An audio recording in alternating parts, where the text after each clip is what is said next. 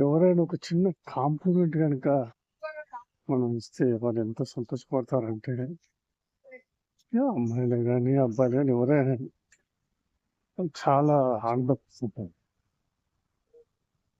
దీనికి ఉదాహరణ రోజు పార్క్‌లో వాకింగ్‌కి వస్తుంటాను.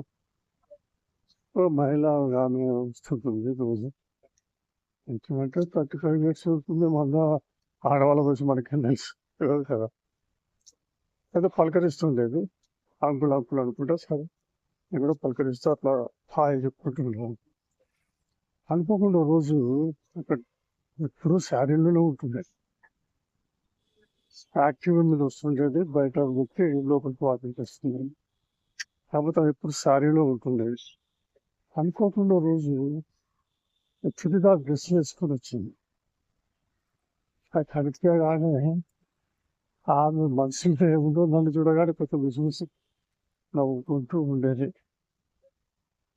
ఇక అప్పుడే అన్నా ఆగురా అని చెప్పి ఈ డ్రెస్‌లో చాలా అందంగా ఉన్నావురా నువ్వు.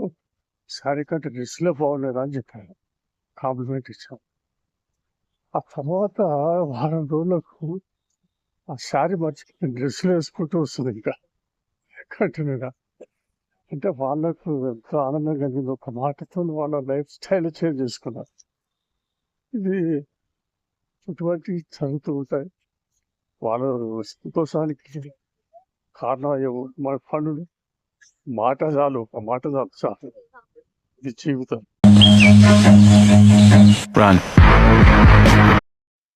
ఎవరైనా ఒక చిన్న కాంప్లిమెంట్ గనక మనం ఇస్తే వాళ్ళు ఎంత సంతోషపడతారంటే, అమ్మాయిలే గాని, అబ్బాయిలు గాని ఎవరైనా గాని వాళ్ళు చాలా ఆనందపడుతుంటారు. దీనికి ఉదాహరణ రోజు పార్క్‌లో వాకింగ్‌కి వస్తుంటాను. ఓ మహిళ ఆమె వస్తుంటుంది రోజు. ఇంచుమించు 35 ఇయర్స్ ఉంటుంది. మళ్ళా ఆడవాళ్ళ గురించి మనకేం తెలుసు. తెలవదు కదా! ఏదో పలకరిస్తుండేది. అంకుల్, అంకుల్ అనుకుంటా సరే నేను కూడా పలకరిస్తూ అట్లా హాయ్ చెప్పుకుంటున్నాను.